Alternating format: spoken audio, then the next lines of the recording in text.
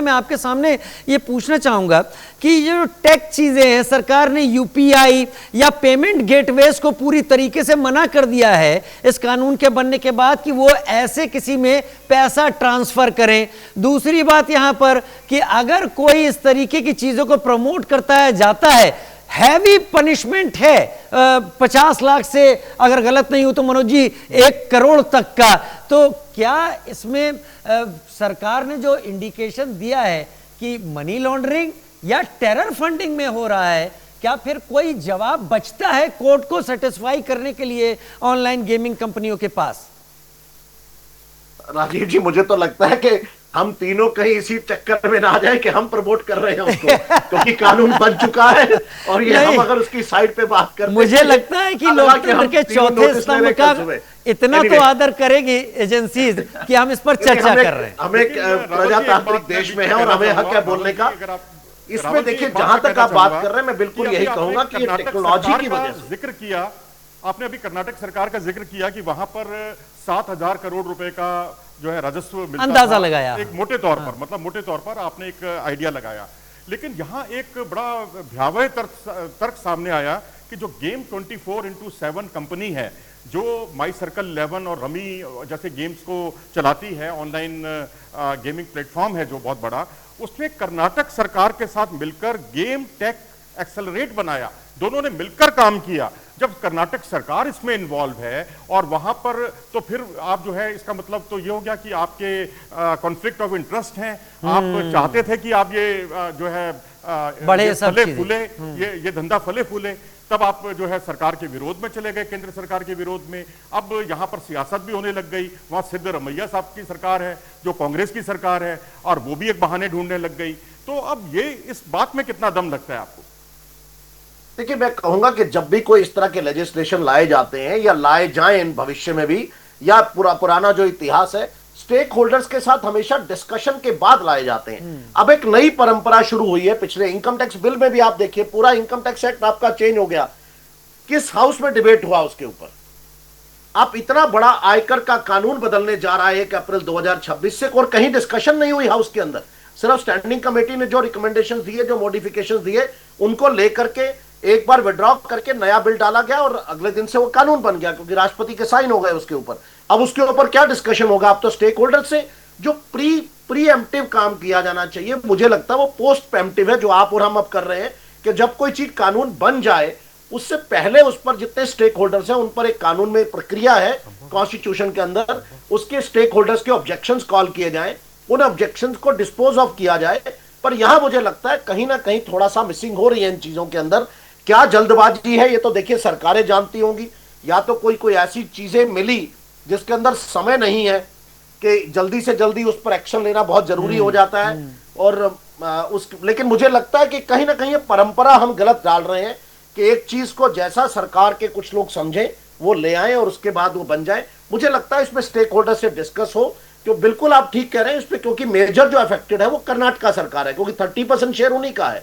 30 से 40% होगा, क्योंकि 30% भी 2022-23 की हम बात कर रहे हैं। उसके बाद जिस तरह से आगे बढ़ा, एक तरफ से आप पूरे का पूरा आईपीएल में उनको देते हैं, आपके पूरे के पूरी सारी चीजें आप स्टेक होल्डर्स आप कह रहे हैं कर्नाटक सरकार के साथ मिलकर के वो ऐप बनाते हैं। इसी तरह से मैं एक केस में खुद भी कर रहा था, यूपी सरकार का था जो फ्यूचर के ऊपर, वो भी इसी तरह का था, मोटर स्पोर्ट के ऊपर। हालांकि वो ऑनलाइन नहीं है, मोटर स्पोर्ट का रियल इवेंट था, पर वहां भी कुछ प्रॉब्लम्स हुई उस कंपनी के साथ। तो ये कंपनियों को हम प्रमोट किया जाना चाहिए, कैसे ये रेवेन्यू हमें मिले और ये सिलिकॉन वैली और जगहों पे शिफ्ट ना हो, दूसरे देश अडॉप्ट करने के लिए तैयार बैठे हैं। फिर हमारी वही डिस्कशन होती है कि करने वाले सब आपको भारतीय मिलेंगे, भले वो किसी भी कंपनी के सीईओज हो, लेकिन वो कंपनी का आइडिया जो है कहीं ना कहीं हमारा ब्रेन ड्रेन होता है और पैसा बाहर जाता है। जो इसके पीछे कारण यही हो सकता है, जिस तरह से मल्टी मिलियनर जो भारत की नागरिकता छोड़ देते हैं, वो शायद उसके पीछे विनोद रावल साहब, मैं बड़ी एक आम सा सवाल जो मेरे अनुभव से उपजा हुआ है, और मनोज जी साथ में है, मैं मनोज जी से भी आपके बाद एक सवाल जरूर करूंगा, लेकिन विनोद रावल साहब, ये जो ऑनलाइन गेम थे जिन्हें गेम ऑफ स्किल और गेम ऑफ चांस के बीच में भी उलझा दिया गया है, कुछ लोगों का कहना है पूरी तरीके से डिफाइंड नहीं है, और सरकार का कहना है पूरी तरीके से डिफाइंड है। ई स्पोर्ट्स अलग हैं, ऑनलाइन गेम्स अलग हैं, और मनी गेम्स अलग हैं जिनको हम बैन कर रहे हैं। लेकिन जो छोटा तबका है, हमारे यहाँ का मजदूर वर्ग है, मैं खुद भी, मेरे दोस्तों ने मुझसे कहा था, भी कुछ दिन पहले की बात है, कि इस तरीके के मैच हो रहे हैं, हम सब लोग इसमें कुछ ना कुछ करते रहते हैं, आप पहली बार कोशिश तो कीजिए।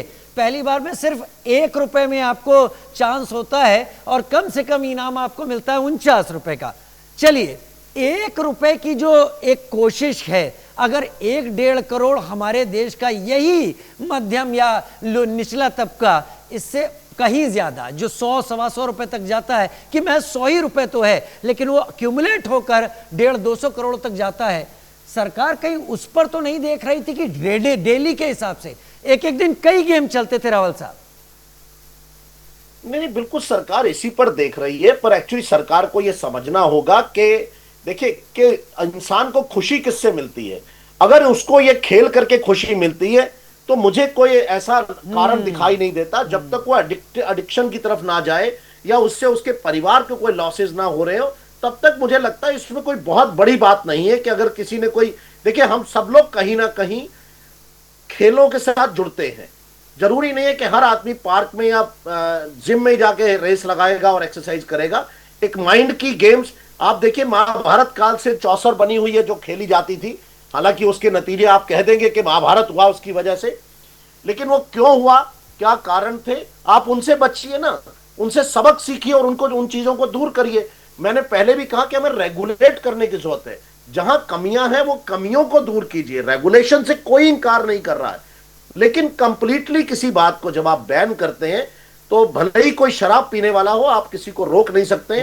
वो दूसरा रास्ता ढूंढता है उसका, मनोज और वो जी, दूसरा शराब, रास्ता सिगरेट कितना ये दोनों खतरनाक हो नुकसान सकता है वो आप करती है, सोच भी नहीं सकते। गुटखा भी नुकसान करता है, लिखा रहता है ये आपके स्वास्थ्य के लिए हानिकारक है, मद्यपान आपके स्वास्थ्य के लिए हानिकारक है, इससे भी लोग मरते हैं, लोगों को बीमारियां होती हैं, लेकिन वो चीजें लगातार चलती रहती हैं। यहां भी तो जिंदगी के साथ एक गेम ऑफ चांस लिया जा रहा है। मनोज जी। जी हाँ, बिल्कुल ठीक कहा आपने, क्योंकि अब आप देखिए बिहार में इलेक्शंस होनी हैं, बिहार से और उत्तराखंड में भी इस तरह की बातें उठी, शराबबंदी को लेकर बातें उठी, क्या शराब पूरी तरह से बंद हो गई? बिल्कुल नहीं हुई। अब आपने यहाँ जो विधेयक आप लेकर आए हैं उसके पीछे सरकार की मंशा तो बहुत कुछ क्लियर है, बहुत कुछ स्पष्ट है कि भाई यहाँ जो कोई मनी लॉन्ड्रिंग होती थी या जो कुछ टेरर फंडिंग होती थी, इस तरह के गंभीर मामले जो उठकर आए थे, जो छोटी कंपनियां हैं जो ऑनलाइन सट्टा या ऑनलाइन गेमिंग के नाम पर जो है सट्टेबाजी करती थी, उसके जरिए वो सारी चीजें होती थी। लेकिन अब सवाल है कि ये सारी चीजें से रोकने से क्या सट्टेबाजी को बढ़ावा नहीं मिलेगा? कि अगर आप देखें तो ड्रीम 11 और जो टीम बनाने को लेकर मैं तो देखता था कि हमारे ऑफिस में भी या तमाम ऑफिसों में जो हमारे गली मोहल्ले के लोग भी होते थे, वो बैठकर बड़ा पूछा करते थे कि भाई उस टीम में इतने लेफ्टी प्लेयर हैं, क्या इसमें एक ऑफ स्पिनर को रखना ठीक नहीं था? क्या हम अगली जो कल की टीम बना रहे हैं उसमें एक ऑफ स्पिनर को शामिल कर लें, या 2 ऑफ स्पिनर को शामिल कर लें? तो ये तो एक बड़ा दिमागी गेम वाला वो था जिसको सुप्रीम कोर्ट ने भी मान्यता दी, और 1967 से लेकर अब तक, हालांकि जितने भी कोर्ट के फैसले आए, चाहे वो बॉम्बे हाई कोर्ट का फैसला हो, चाहे वो हिमाचल का हो, चाहे हरियाणा और पंजाब का हो, सबने इसको गेम ऑफ स्किल्स कहा। लेकिन तब वो रमी गेम ऑफ रमी, हालांकि मैं मानता हूं कि गेम ऑफ रमी में तो भाई पत्ते अगर आपके पसंद के आ जाते हैं तो वो तो गेम ऑफ चांस हो गया। अब यहां भी देखा जाए, जो अभी थोड़ी देर पहले राजीव जी ने कहा कि एक महीन सा अंतर करना बड़ा मुश्किल है, क्योंकि अगर आप देखें तो टॉस आपके हाथ में नहीं है, खिलाड़ियों की इंजरी आपके हाथ में नहीं है, अंपायरिंग के फैसले आपके हाथ में नहीं है, तो ये पूरी तरह से गेम ऑफ स्किल कैसे हो गया, ये तस्वीर का सही आप कह रहे हैं। खुशबू जैन भी मेरे साथ इस वक्त जुड़ गई हैं, साइबर एक्सपर्ट हैं खुशबू जैन। खुशबू जी, मैं चाहूंगा कि मैं सवाल ना रखूं, मनोज जी सवाल रखें। मनोज जी, कर्नाटक सरकार के इन्वॉल्वमेंट पर वो सवाल एक बार विनोद रावल जी वाला खुशबू जी को पूछे, मेरे ख्याल से और डिटेल में हम दर्शक समझेंगे। खुशबू जी, मेरा सवाल बस यही है, अभी थोड़ी देर पहले हम विनोद जी से भी यही सवाल कर रहे थे कि जीएसटी और जो तमाम टैक्सेस हैं, क्योंकि अब कहा तो ये जा रहा है कि 20,000 करोड़ रुपए का टैक्स जो है इतना राजस्व सरकार को मिल रहा है, लेकिन उसमें कितने कितने परसेंट किसको मिल रहा है, राज्य सरकारों को कितना मिल रहा है? कहीं ऐसा तो नहीं कि राज्य सरकारों को बहुत बड़ा अमाउंट मिल रहा हो और केंद्र सरकार के पल्ले कुछ पड़ ही ना रहा हो और उसने जो है इस पर एक कड़ा रुख अख्तियार किया हो, या इससे जुड़े हुए जो तमाम पहलू हैं वो हर कोई जानना चाहता है। ये भी ऐड कीजिएगा खुशबू जी कि कानून बनने के बाद प्रेसिडेंट साइन कर चुकी हैं इसके ऊपर, अब क्या होने की क्या संभावनाएं हैं? नहीं, तो आपको ये समझने की ज़रूरत है कि ये जो लॉ है, ये जो कॉन्करेंट लिस्ट का जो सब्जेक्ट है गेमिंग, जहाँ पे स्टेट भी प्रावधान बना सकते थे और सेंटर भी प्रावधान बना सकते थे या दोनों मिलकर प्रावधान बना सकते थे, यहाँ पर एक नया एक्ट को लाने की बात की है जहाँ पे उन्होंने बोला है कि आप इसके पहले मैं सुन रही थी आपको कि जो आपका गेम ऑफ चांस और गेम ऑफ स्किल है उसका डिफ्रेंसिएशन नहीं समझ में आ रहा है और किसी को गेम खेलने का पसंद आता है तो वो क्यों ना खेले, आप उसमें रोकथाम कैसे लगा सकते हैं? बिकॉज खेलने के सबके तरीके अलग होते हैं। बिल्कुल वाजिब बात है ये सारी, बट इसको आपको देखना पड़ेगा कि ये जो नया एक्ट है जिसकी हम बात कर रहे हैं, जिसको प्रेसिडेंट का असेंट मिला है, ये एक्ट गेमिंग इंडस्ट्री को बंद करने की बात नहीं करता है। पहले तो ये जो मिस इंटरप्रिटेशन हो रहा है एक्ट का, इसको समझने की कोशिश करें। वो बल्कि एक्ट बोल रहा है कि जो ई स्पोर्ट्स है, जो सोशल गेम्स हैं जो आप खेलते हैं, इसको और बढ़ावा दिया जाए, इसके लिए और ऐसे मैकेनिज्म्स और सरकार ऐसे प्रावधान लेकर आए ताकि ये और फ्लरिश हो सके। बट जहाँ पे बात पैसे की आती है, online real money game, online में जो भी पैसे के इन्वॉल्वमेंट में मनी है उसको रोकथाम लगाने की बात की है कि वो जो गेम है वो कम्प्लीटली बंद कर दिया जाए। वो जो खिलाएंगे उनके ऊपर भी रोकथाम है, 3 साल तक की सज़ा है। जो उसके साथ एसोसिएटेड एंटिटीज़ होगी उनके लिए भी है। अगर कोई उसका एडवर्टीजमेंट करता है या कोई अगर बैंक या पेमेंट गेटवे उसको फैसिलिटेट करती है तो उनके ऊपर भी सज़ा है। तो ये जो पूरे तरीके से, जिस भी तरीके से अगर ये ऑनलाइन की दुनिया में आकर गेम खिलाने की कोशिश करे, उस पर पूरी रोकथाम लगा दी गई है और सरकार के पास प्रावधान है कि वो 69 और इसमें जाकर सेक्शन 69 के प्रावधान को यूटिलाइज करके इन वेबसाइट्स को, अगर ये एग्जिस्ट करती है तो इनको कंटिन्यूसली ब्लॉक करें, मॉनिटर करके। दूसरा, अगर ऐसे लोग पाए जाते हैं तो उनके ऊपर सज़ा हो और 3 साल तक की सज़ा बोई गई है और कुछ जुर्माना भी है। तो ये तो एक्ट की बात हो गई। तो जहाँ स्किल चांस सारा जो डिफ्रेंसिएशन था वो सारा हटा दिया, क्योंकि हमने पहले भी देखा है और आप भी इसी बारे में बात कर रहे थे कि ये जो स्किल ऑफ चांस और स्किल ऑफ गेम्स है इसका बहुत मिसयूज़ होता था और कैसे इसका इस्तेमाल करके आप जो चांस वाले गेम्स थे उनको स्किल की कैटेगरी में लाकर लोगों को खिला रहे थे। दूसरा, आपको देखने की ज़रूरत है कि ये जो लॉ है टैक्स और इनकी, अब जब आप बात करते हैं तो यहाँ पर टैक्सेशन की बात ही नहीं आ रही है। बिकॉज अगर आप देखेंगे, या नौकरी छूटने की भी बात नहीं आ रही है। बिकॉज ये जो दोनों चीज़ें हैं, ये दोनों चीज़ें जहाँ पे सोसाइटी की बात आती है, सोसाइटी को अगर हार्म हो रहा है, आप अगर आप बेसिस समझेंगे कि कोई भी पॉलिसी अगर सरकार लाती है तो उसका बेसिस होना चाहिए कि वो जनहित में हो, वो बेटरमेंट ऑफ सोसाइटी हो, जो उसके सिटीजन हो उसको प्रोटेक्ट करने के लिए, उसको फ्लरिश करने के लिए एक पॉलिसी का बेसिस होना चाहिए। तो अगर आप इस एक्ट को उठाएंगे, जो जिस ऑनलाइन गेमिंग प्रोहिबिशन बिल की हम बात कर रहे हैं, 2025 एक्ट की हम बात कर रहे हैं, ये बोल ही यही रहा है कि हम बाकी सारी इंडस्ट्री को फ्लरिश करेंगे, बट जिससे नुकसान हो रहा है, जिससे हमने, अगर आप अनुमान लेंगे तो 20,000 करोड़ से ज़्यादा नुकसान हुआ है। ये अनुमान भी कोई ऑफिशियल सोर्सेज नहीं है, अनऑफिशियल सोर्सेज से आया है। इसमें भी रिपोर्टेड वाले नहीं होंगे, बिकॉज आप और मैं अगर 5,000 10,000 रुपये खो देते तो हम कभी कंप्लेन भी नहीं करते हैं।